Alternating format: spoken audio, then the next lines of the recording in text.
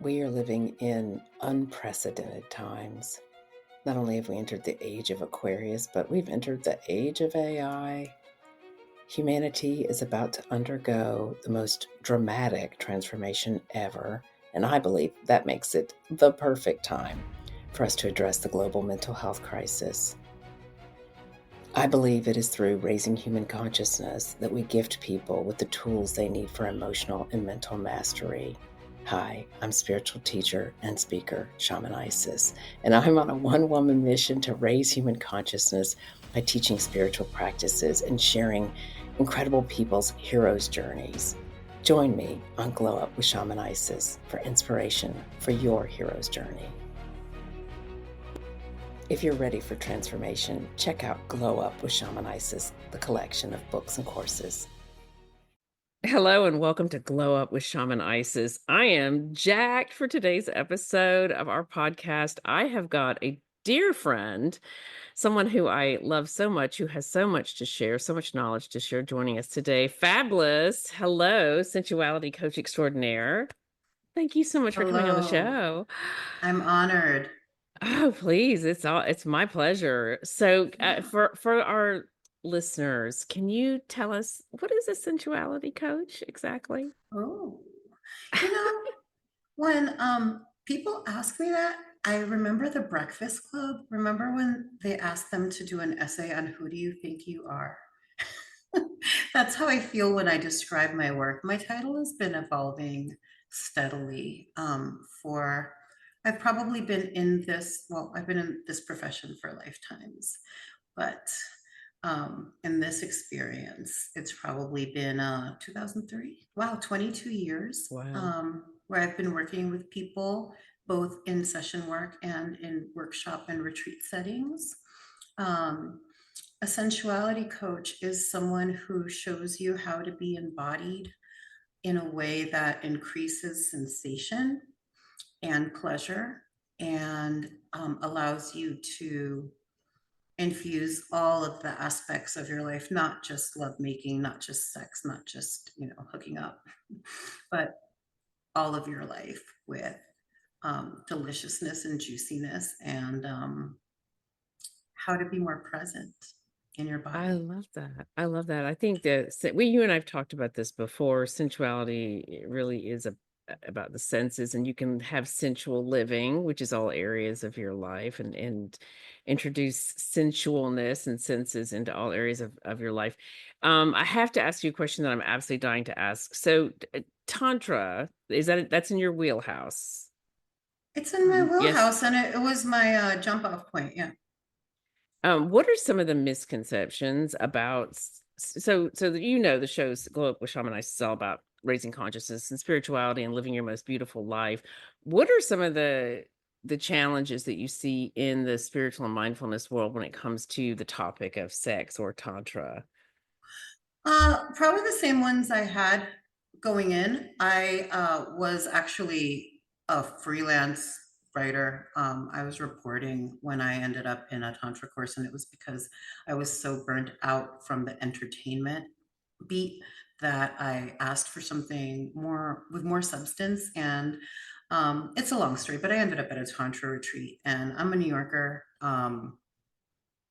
New Yorkers tend to be very grounded and about very goal oriented and mind based. So I come to a workshop full of people that I guess you would call New Agers, like people that you would find in Marin County, and their language is so different.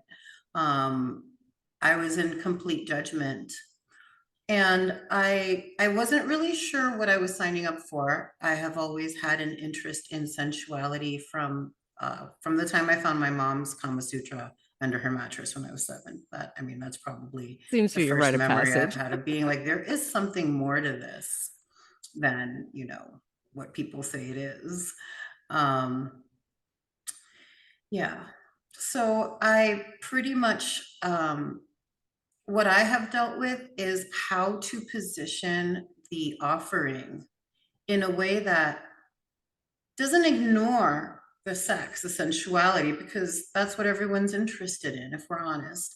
Um, but being able to, you can't really market Tantra. I mean, it's illegal the moment you start um, talking about touching people's entire bodies, there are legalities involved.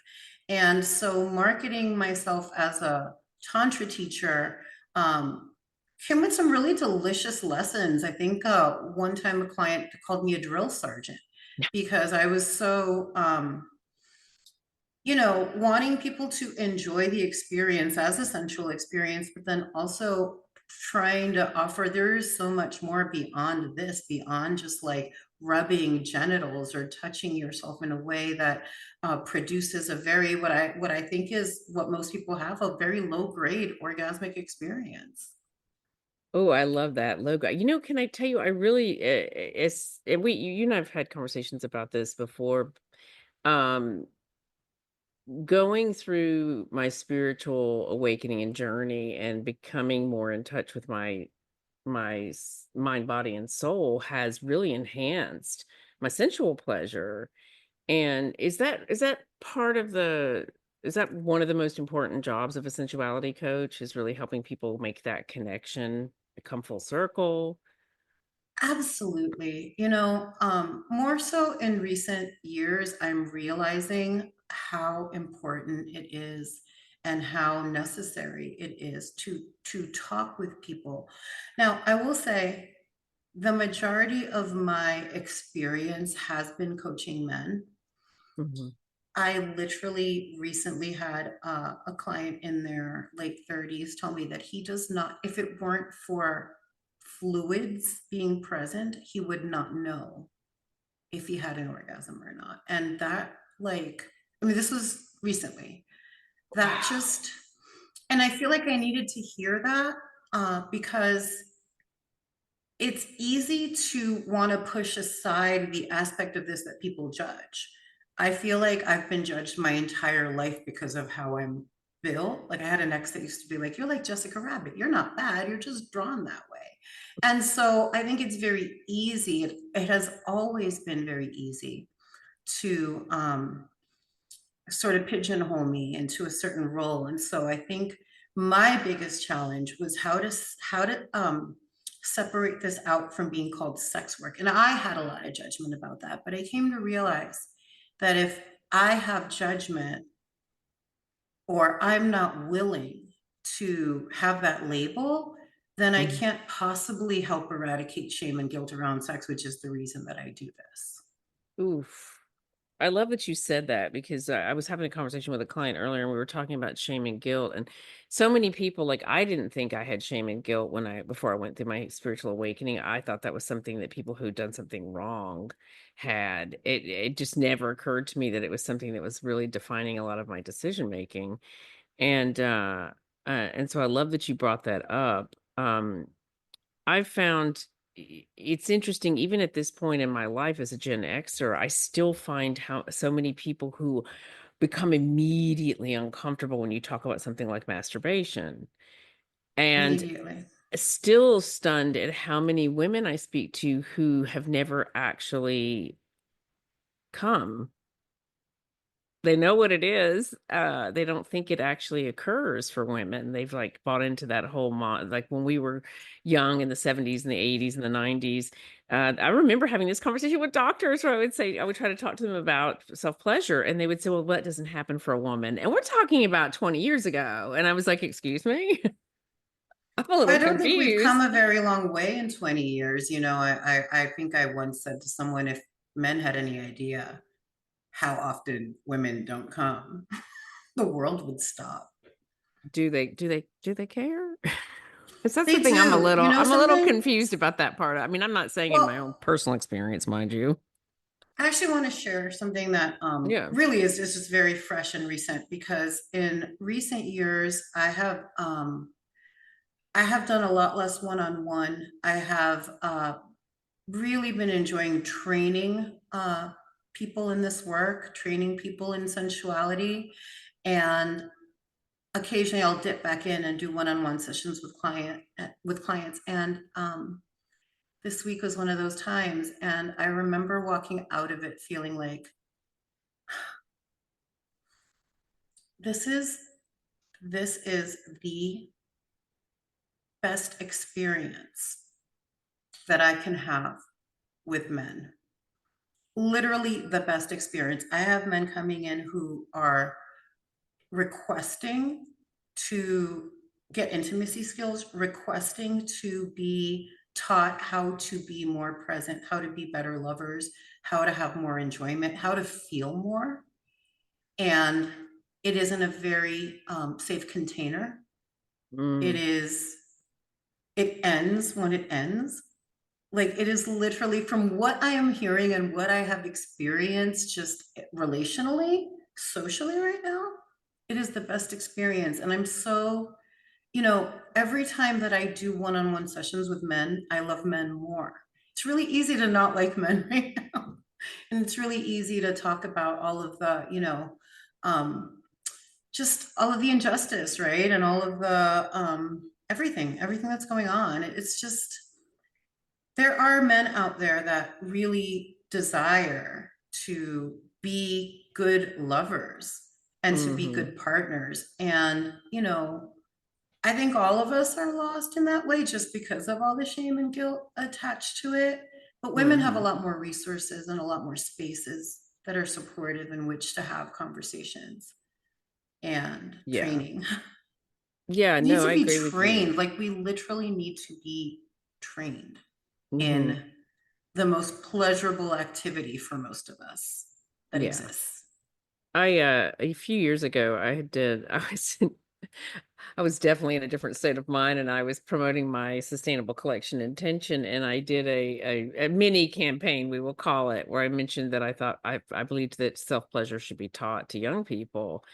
And you would have thought that I dropped a bomb on the Mm. internet. I couldn't believe even the most liberal people that I knew out there fighting for LGBTQ rights were like, "Oh my gosh, are you okay?" And I'm like, "Yeah, I'm doing great. Why do you ask?" And it's like, "Well, because you talked about teaching young people." And it's like, "Yes, how many women wouldn't end up with children before they committed to a relationship or having children that they didn't actually plan on having if they actually knew how to pleasure themselves before they met a boy or a young man?" I think I would think it would help, but also I think if men were taught how to take care of a partner, and I say woman, men, those are obviously traditional roles, but I'm very open-minded. I don't care what it is, but if people were taught how to be present and how to take care of the partner that they were with before they actually got with a partner, in the first place. And tell me if you disagree with this. I think it would help tremendously in relationships. I think it may make people a little bit more selective, especially if they understood that you take on the energy of the people that you're with. So you want to be selective in who you are with and how you show up in that moment. Would you agree with Absolutely. that? Absolutely. 100%. And, I feel that I'm a lot more able to be embodied in my embodiment practice right now because of my age. I think in my 20s, there was too much of a threat of, I'm always going to be asked to, shift my boundaries, or that I would only be seen as a sexual being and not as someone who actually has knowledge and experience. Hmm. There's a wonderful documentary out there. It's not really well known, but like every time I see it, it literally brings me to tears because it is about how people who are born into lineages of wanting to do this really important sacred work don't have any training, and it's, yeah, I mean, I'm hoping that we enter a time in my lifetime where it is a lot more accessible and a lot more Hmm. acceptable, and that we just kind of grow up and get out of kindergarten when it comes to Yeah, sexuality. yeah. The patriarchy and women bought into the patriarchy as well. We're equally responsible for tolerating a lot of it for as long as we did. Granted, we were under the thumb. But, it really the puritanical framework that Americans were raised in has given us, and it's changing, but it definitely, I mean, It's definitely affected people in the guilt and shame department, in the we don't talk about that. Oh, did she just mention sex? I mean, even when this is actually kind of funny. You can mention murder on social media and mass murder and show Right. And video you can, footage of yeah, it kids and can shoot have, guns and bomb villages, but they can't learn from a trained professional how to have pleasure so that they're not yeah, the stuck minute in. that you don't even have to be naked. Like so Fab and I do. If you guys, some of you guys already know that are my fans and listeners know that Fab and I do retreats and things together. So we're quite close, and we've gone through this thing where when we do certain types of workshops and retreats, we have to be so selective about our language because we'll get shadow banned for mentioning sex. But you can mention mass murder and show video footage of people shooting each other, and it's just craziness. Have you seen much change though in recent years? Do you think we're finally starting to loosen up a little bit?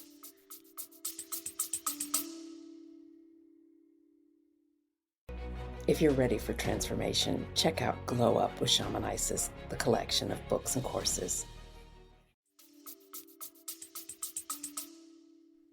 I don't, I don't know. However, I do know that it is an inside job. And like what I shared earlier about realizing that I cannot do anything to eradicate guilt and shame if I'm not willing to be judged, to be pigeonholed, to be, called whatever people want to label me as. Mm. And I mean, I'm pretty unfiltered in my own world. I don't have a whole lot of um, sort of authority figures that I need to be concerned with. I have made this career my life's work. And, so I'm not necessarily in a traditional environment where I have to worry about, I did this podcast and now I'm going to lose my job, or, my grandma's not going to Right. talk. I don't have that in my space anymore. And it's still, an effort to break through and be Mhm. able to speak transparently about the work, because again, we just don't have outlets that are considered safe. And I mean, there was a point where I considered getting like a psychology license, and I was like, no, actually, most psychologists I know are effing nuts. Crazy. Yeah, they are. Yeah. Yeah, that's true. um, mhm. But Uh, Cynthia, the I guess the rewards, I'm not expecting those rewards to come from society. I can only do my part to be in integrity to what I feel is my highest vision or my highest offering. The rewards come when you get a phone call from someone that saw mhm. you 10 years ago and says, with all the respect, I literally think about you every time I have an orgasm, and not in the way that, not in a sleazy way, I but know, I I get just it. I remember get it. that you told me to breathe, and Mhm. how that's changed all of my experiences and my experiences with my partners, you Yeah, I know? love that you bring this up. This is something that I don't think, if you're not an intuitive empath or somebody who works in a healing modality, which is definitely sensual coaching, it heals and flourishes, helps people flourish.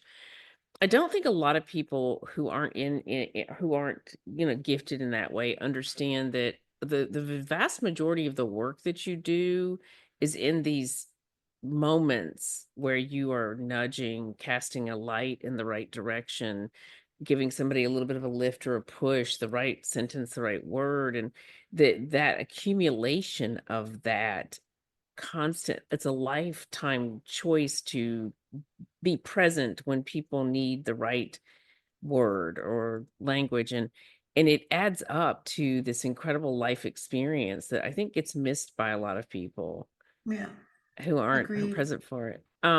What's the so I'm fascinated by the fact that you work with a lot of men, and I joke about men not caring about whether or not a woman comes or not, I actually mean that jokingly, because I will say the divine masculines have really stepped forward in the last couple of years. There are thousands of men, maybe tens of thousands of men all over the planet who are stepping forward to say to guys, men, we've allowed the women to do a lot of evolving over the last 20 years, but it's time for us to step step up and start to evolve. So I think we're definitely going to see a big shift in the coming years.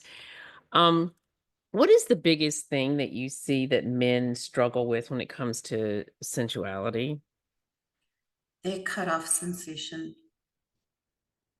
Just Wow. they cut it off, and part of the session work sometimes involves literally body mapping. So when I touch your chest, what are the sensations that you're feeling there? Can you breathe into that? I mean, and I am intuitive, and I can pick up things sometimes from people's bodies that in my mind are like, it's just obvious. Like it's literally just physics. Like you just observe and listen, but maybe just, intuition. I mean, we can't gauge our own intuition sometimes, but I've literally had moments of touching someone's chest and starting to cry because they're not expressing an emotion.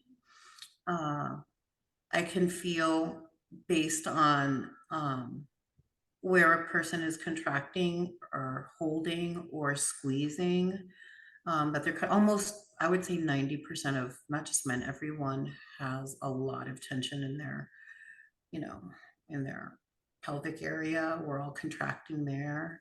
I think depending on your geography, that has a lot to do with it too, because if you're in a city like New York where you're constantly having to protect your personal space and there's not a lot of space and you're in crowds and there's a lot of aggression and things going on that you have to, you just sort of do that.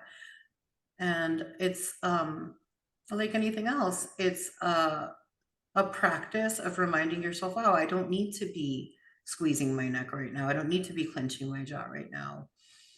And I think for a lot of the people that come in without really knowing what they're signing up for, because I think we do know.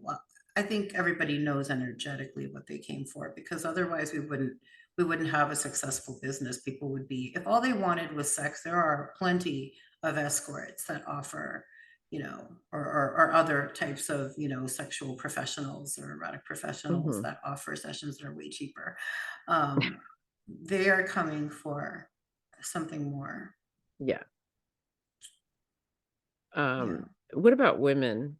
What do you think about? I mean, I know you said that everybody sort of holds tension and struggles with being present. What do you see with women and sensuality? Is it guilt, shame? It's performance.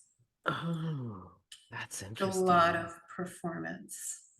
Even, I mean, some of the most sexy looking, uh, sexy, sexy appearing women that I know are performing. Yeah. And I think we're taught to perform. I think we're afraid to not perform. I had an experience when I was very young. My first relationship was with someone considerably older than me. And I mean, I was a kid. I was 17 going on 18 when I met him. And I thought that I was actually experiencing orgasms. And it wasn't until I actually had one that I realized I had not, because it still feels good. I mean, sex feels good. And that's really at the end of the day why, I mean, Tantra is teaching you the same embodiment techniques that yoga or behavioral therapy or another holistic practice would teach you. We're using sex because that just superpowers the whole thing. And we're interested when it's about sex, but really it's all it is. It's just bringing you more power for your senses. And so I lost my point where I was going. Oh, where I was going with that is that I was not lying. I was expressing that I was enjoying these sexual experiences and that I was having orgasms. And then when I realized what was going on and shared it, he was never able to have sex with me again. Literally never again, ever. Wow. And it took me years to figure out what that was, because he didn't put words to it. It Hmm. was just, that's all, it started to become, that's all you think about. I love you. Anybody will have sex with you, but I love you. And it became a thing where like he couldn't even watch a movie where people were having intercourse. He'd have to change the channel because that's how hurt he was. But I had to figure that out. And even Hmm. that in and of itself is crazy, that we can't even have that conversation and say, hey, when you said that, it totally hurt my ego and it's making me not want to perform. Like I can't, you know? Also, Yeah. another thing that's really kind of hitting me is how many men are on pills. Like, is really that all it's about, is just staying hard and banging? Like, Which usually has more to do with their mental, physical, emotional, and spiritual health than I mean, the pill is there to cover up for the fact that they're not in flow and alignment. They get in flow and alignment, then very few of them are going to actually need a pill. It's like a lazy absolutely. man's way of staying sexual, but it's not enjoyable, for the record, man. Unless you really need it and your partner's aware that you really need it, you're just being a selfish jerk. Sorry, I had to say that's my personal opinion. When I see, I've seen men over time, and the vast majority of them that were taking pills that didn't need it were doing it for selfish reasons. I mean, it's great if they were actually capable of being present, but the vast majority of them were doing it for the wrong reasons, so they weren't actually present in her experience. It was really just about when that's okay to switch that up, to take in a relationship. Do you think that the I lost my train of thought completely. It's okay. I do it all the time. I know, right? The Do you think, oh, I remember, porn, which I don't personally have a problem with what I will call healthy porn. I do think that its accessibility on the internet has actually done a lot of damage to the younger generations. And that's one of the reasons why they're not having children. And I mean, the economy has a lot to do with it, and the job opportunities and things like that. But I do think a lot of it is that the overexposure. I mean, the statistics on the number of the young people having sex is shocking. The rarity of which they are actually having sex with a partner or someone has dropped dramatically in recent years, and I wonder if that's something that porno and the performative aspect of it. I mean, it's absolutely exhausting. I was like, do you really want a porn star? Why don't you just go get a porn star if you want a porn star? Like, don't expect that all the time. But what are Oh your no, thoughts they on they that? actually would not want a porn star, and I think we see a lot of evidence of that if you go into forums where you see, women and men discussing relationships and sex. There's a lot of talk right now about being like ran through or having a high body count, and it's like, Wow, okay, well, yeah, I judgment, mean, little yeah, judgment a lot of there. judgment, a lot of judgment. And I personally don't have a problem with porn. I think it's a tool like anything else. I think Hmm. just like with a video game, if a child is shooting and bombing villages, 4 hours a day, that's going to do something to his, neurological system. But my only, the thing about porn is, if you're someone who is embodied and considers yourself a good lover and someone that has access to their own sensation. But if you're using it to check out, it can be an addiction like anything else. The other thing is, they're not showing you anything but the actual raw sex act, and we all know how to do that instinctively. If you're watching porn and learning how to be with a partner through porn, then you're going to have a very unsatisfactory erotic life, I think. And again, sometimes my own perspective is so weird because I've been in these environments since I was a kid. I grew up in New York in the 80s. Like, sex was, I'm not going to say there was less shame and guilt, but it was definitely way more out there. It wasn't as obvious, you know. Um, the 80s was, I think, a beautiful time. I had We had a fun. lot more, we had a lot more freedom of self-expression in the 80s, I feel, than we Yeah, do right actually, I would agree with that. now. I don't I know if it think was the I think cocaine, but it could be that. Also, I don't think that I think media, in many ways, the evolution of media, particularly social media, it turned the in many ways the people began to be too much alike because they were getting it reinforced, or there was like, here's the five stereotypes of how you can dress and your personality, and becomes almost prescriptive, like here's my position in life, I'm going to be this personality type, or I don't know, it's kind of interesting, the you know, speed I at which left things travel. I left my more traditional media career because of all of that. What I saw is so much BS and what's the word I'm looking for? Inauthenticity. Mm-hmm. And I felt that it was very soulless and so hypocritical that, you know, Calvin Klein ads could be nude women and be plastered on billboards in Times Square, and nobody thought that was sleazy.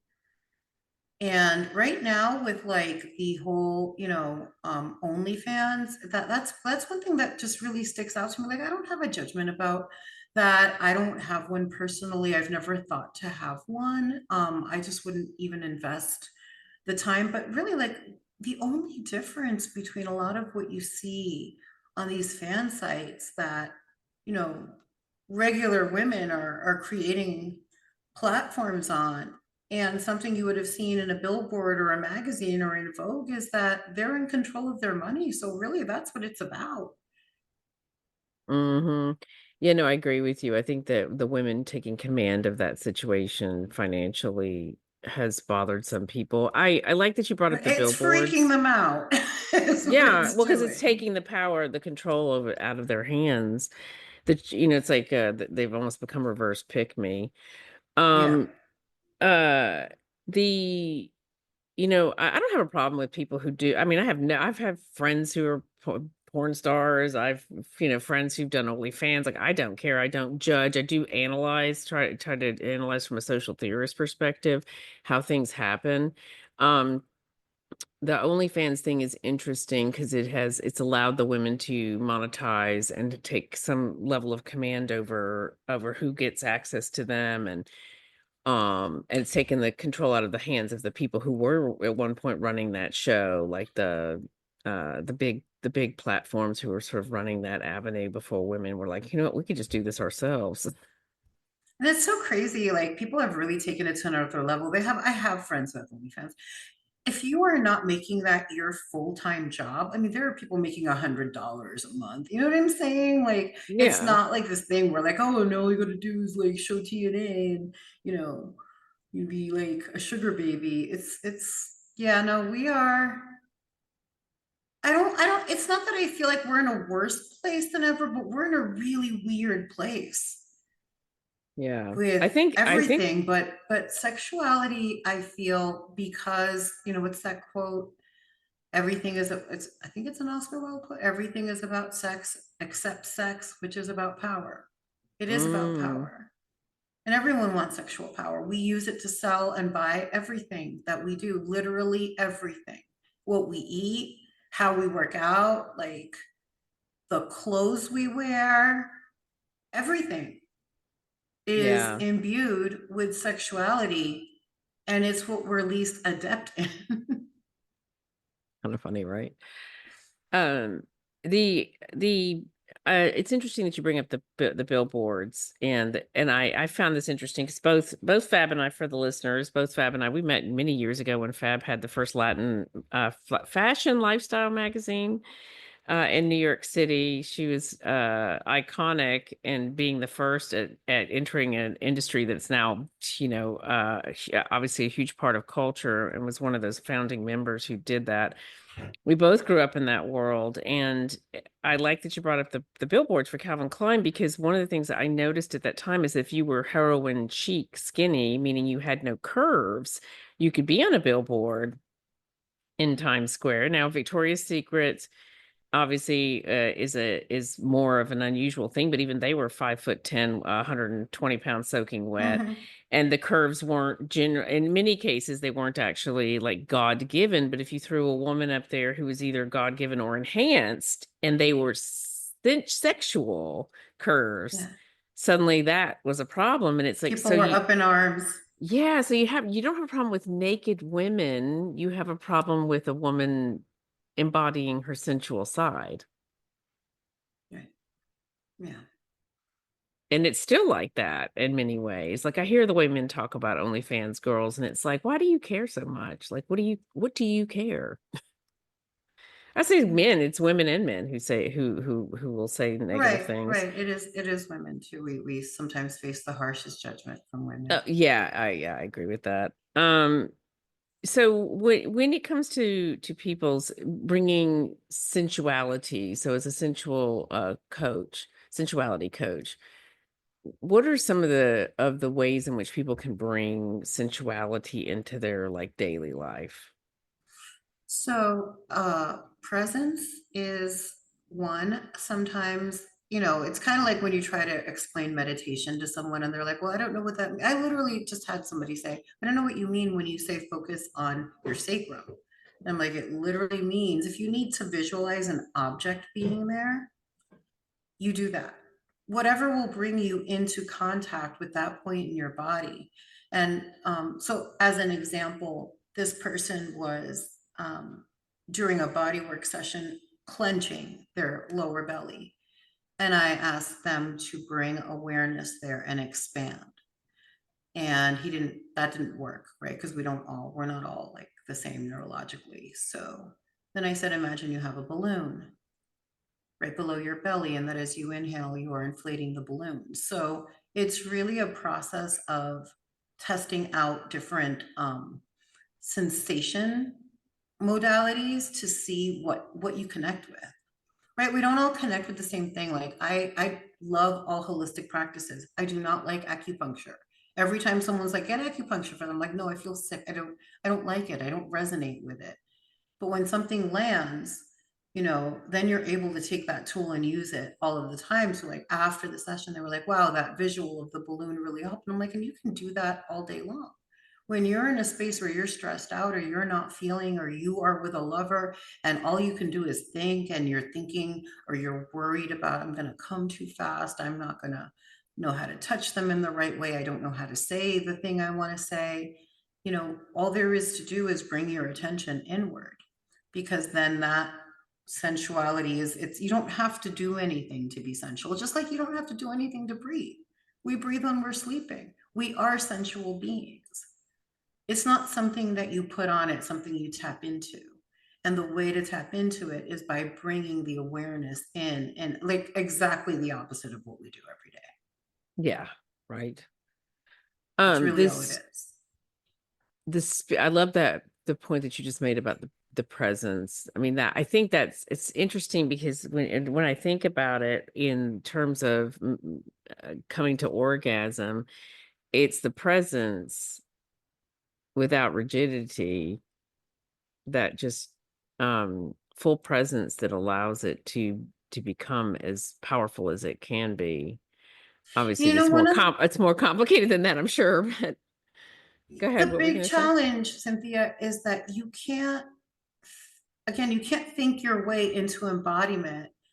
A lot of times when people discover like a practice like Tantra or anything that they find, helpful, valuable, they will immediately go and they'll read a book about it. I don't want to make that wrong. It's not wrong. However, you are not going to reach a level of experience, of embodied experience, by reading and thinking about it. It's not a brain activity. It's like your computer. We need our computers, we need our Google calendars, and they do what they do, but they cannot bring you to an altered state or to a state that you haven't been to before. I love that. So powerful. Well, you and I had a conversation recently about spirituality and sensuality, and that sort of that the power of that sex or sensuality was spirituality. And I wondered if you could share on that, because I think that's such a powerful comment to make, and so very true. And I don't It's think most people literally think of it that magic. way. Yeah, yeah, yeah, It's yeah. literally magic. And I think that might be, for me personally, tapping into that has been the missing link, the piece that I don't know how to present yet without sounding absolutely insane. And, I mean, why do I care? I've been perceived as insane my entire life. Bring it on. But like, it is literally magic. If Yeah. you can manage your energy, if you can manage the way that you hold yourself, when you're talking to people, when you're having sex, when you're in a meeting, when you show up at an interview, walk into a room, if you know how to work with that energy, you can literally shift circumstances that are like beyond comprehension. I shared with you, I think at our first retreat, my favorite story about Marilyn Monroe was there was a reporter who asked to shadow her to just spend like a day in New York City with her, right? And like Marilyn just kind of showed up in her plain clothes and, you know, like just, yoga Marilyn, like regular Marilyn, and, Yoga without all the Marilyn. do's and the fashion. And so the reporter was commenting on how shocked they were that they could walk down the street with Marilyn effing Monroe and nobody noticed. And when they commented that to her, she said, do you want to see me become her? And then everybody was, scrambling and jumping and like wanting to take her picture and get near her. And she didn't put anything on. She just She shifted her opened. energy. Yeah, I love that. She opened her light and shined it onto those Mm-hmm. around her. That's what I think of when I see her in that energy. When she's in Maryland, it's like this Mm-hmm. huge, she's just turned on one of those huge light, the lights that they shine into the sky and Yeah. a So I've sometimes thought the reason that she reached her level of why she was such an icon is that I think a lot of Hollywood is performative. And then it's like the few people like Audrey Hepburn or Sophia Loren or Marilyn Monroe, like those are the people that know how to shift their energy. And it's a big difference. And Mhm. that's why they become such legends and such icons. And I think it's a worthwhile skill, I mean, I think it could be very helpful in life, but at the same time, that is actually more than anything else, even I would say more than economics, that is what's at the core of people's like outrage when a woman does embody her sensuality, is that they know that's what the religions know. That's what, the blue bloods know. That's what the Masons knew. It's what people know that women are capable of when they tap into that power. That's what's Mhm. scary. Well, I think they were afraid of women. That's why they made us bite the apple. Made it had to make I'll us bite it again. responsible. Yeah, I know, right? It was never an apple. Right. But that whole story is really about making this is just sorry, this is a little bit this is not actually totally off topic. It's in the realm of sensuality and the issues between, the sexes sometimes when we're talking about male and female as partners. That story is really about them making human males responsible for the birth of humanity, and about making her the bad guy because she's the one that tempted him, and that sets the tone for the puritanical belief system that's caused so much of the issues within sensuality, where even in 2025, which honestly 50 years ago, I mean maybe 40 years ago when I was a kid, I was like, first of all, pot will be legal in the year 2000. I just know it. I said, "Look, Americans can't be that stupid for that long." And then the other one was I remember thinking to myself, because I was very capable of sensual pleasure at a very young age, and I think it actually protected me in many ways because I wasn't easy to be tricked by some of the teen boys in town. But I really thought by 2025 that sensuality and masturbation and topics like that would just be like, and they are much more. I mean, like, let's look at the podcasts that are out there. People are talking about just about everything in the content I see, but I still see how uncomfortable people get when you bring up sexuality or just the word sex. It's like that's it. In my newsletter, Glow Up with Shaman Isis, I never had more people cancel my newsletter than when I put out a newsletter about sexuality. And I didn't even use the word. I used a Sensuality, and I think it was 18 people immediately cancel the newsletter, and which was fine. I refilled those pretty quickly, but I was like, really, in 2025? And I didn't say anything that it could even be remotely construed as being too much. I just said that it was about spirituality and sexuality, and that you needed to be aware of how spirituality and sensuality work together, and that you want to be in flow. And it was like, really, in 2025? Yeah, because I think that muggles will hold a shamanic personality to the same standard they would hold a priest. You're not supposed to, you're supposed to be beyond sex. Well, I'm redefining shamanism. Yes, you are, girl. Oh my gosh, Fab. So before we wrap up the show, I would love to ask if there's if there's a tip that you could share from your experience that will help our listeners get more in touch with their sensuality. And it can be related to sex itself or just sensual living. Do you have a tip to share? Hmm. I'm just trying to pick one.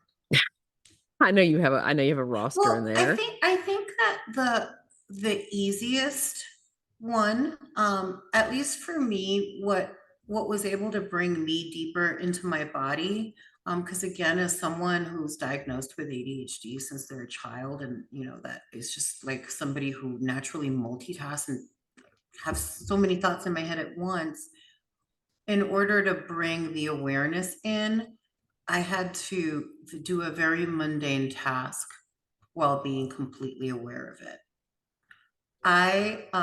What actually led me to study uh, Tantra seriously was my first time doing a meditation where we were breathing into our chakras by myself at home, fully closed. I went into spontaneous, what I would call a full body rockin' ass orgasm. It's Love the when only that way I can happens. describe it. I can't describe it. It's like asking somebody to describe a sneeze. You can only say what it's like. You can't say what it is. You have to Mhm. experience it. Actually, a sneeze is very similar to an orgasm, right? It's just like you Yeah. you you know what happened when it happened. You can't describe it. You can't tell someone how to do it. But No. any practice, whether it is meditation or actually doing the dishes while imagining that you're breathing through your hands as you do I literally breathe through my hands when I work on people's bodies. It's what helps me to center. And sometimes I play a little game with myself where I'll do like attention ping pong, where I'll be like somebody will be like, wow, that your touch is so intense, it's so amazing. And then I'll like take my attention away and I'll immediately feel their body shift. Again, it's literally like magic. Yeah, it is. You guys, if you are into spirituality and you're into mindfulness, I have to tell you, and you like, to be a sensual being, because that's to me that's the most evolved, one of the most evolved aspects of being on the journey is learning how to really command your sensuality. The spiritual practices can really take your sensual living and sensuality to new heights. My first full-bodied spontaneous orgasm was actually in meditation, and Yeah. I was completely taken by surprise because I wasn't expecting it to happen, but I was in the most relaxed state I had been in years.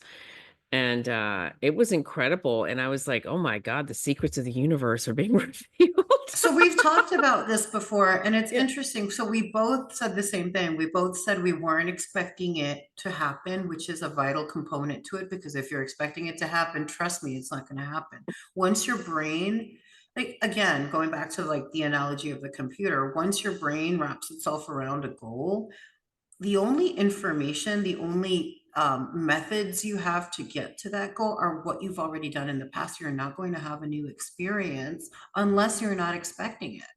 I've had people convulse off tables because they weren't expecting it. But the people that like read about it, I'm just gonna, the men will try to make it into, their It's like a PC muscle contest. exercises, like, where I'm just gonna lift weights with my balls. It's not that. It's not that. It I'm is. sorry. Yeah, you need to tell more stories like that. I have to have you on Well, again where we just tell the hilarious please. stories.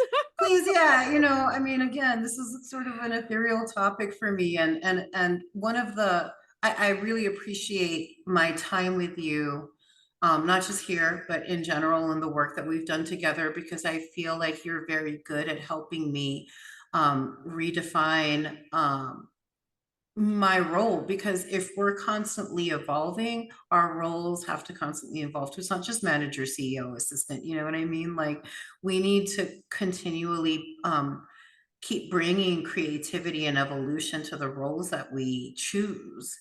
And I think that, in my next life, I will probably want to work more exclusively with women and couples. One of my favorite things to do is couples retreats, because when we have a one-on-one experience, if there is an attraction, which there should be, you should find the environment and the provider and Mhm. the experience a turn on. Um, but when you come with a partner, then that lives beyond this session versus just being in this container. And I think that's great as a start. But I think a lot of people do, like a lot of men, I will say, will have a session in order to become a better lover and then not share any of the techniques that they got, because they're afraid. They're afraid of being judged. They're afraid of getting caught. And Yeah. it's like, at the end Learning, of the day, learning. Oh my you gosh. didn't go and have an affair. You didn't go and have sex with a random person. You didn't pay for sex. You didn't do anything that really Yeah. is outside of your agreement, other than not say what you did. Well, it's interesting you bring that up before we go. I have to bring this one up because I it's something that I find really interesting is how many partners will say, well, he or she or they, whatever it is, had better not take care of themselves. That's against the rules, and it's like, That is mind blowing to me. and I mean, it's blown my mind free because I've heard it. I remember back in the '90s being like, I was always that person that was trying to bring up topics that weren't allowed because I was like, I thought it was stupid that they weren't allowed. And and I can't I had a whole conversation with 8 women and they were all like, "Oh, I've never touched myself." And I would be very Mm-hmm. upset with if I found out that he touched himself and I was like, "I'm sorry, are you kidding me? Do you actually think he's not you think he's not Girl, never have? Are you insane?" And it hasn't gotten that much better in the last 30 years. it hasn't gotten much better. And really, the sad part about it is not the fact that someone thinks that you are violating a relationship agreement by self pleasuring. The sad part is that the person you're with knows, they feel your judgment around it, Mhm. they respond to it. And so it becomes an off topic. And then you wonder why, like, most relationships after 4 or 5 years are dead, Oh, yeah. Well, you're really eventually forcing dead. someone to lie. You're forcing them to show up in a lie in your relationship because you can't handle them taking care of their business.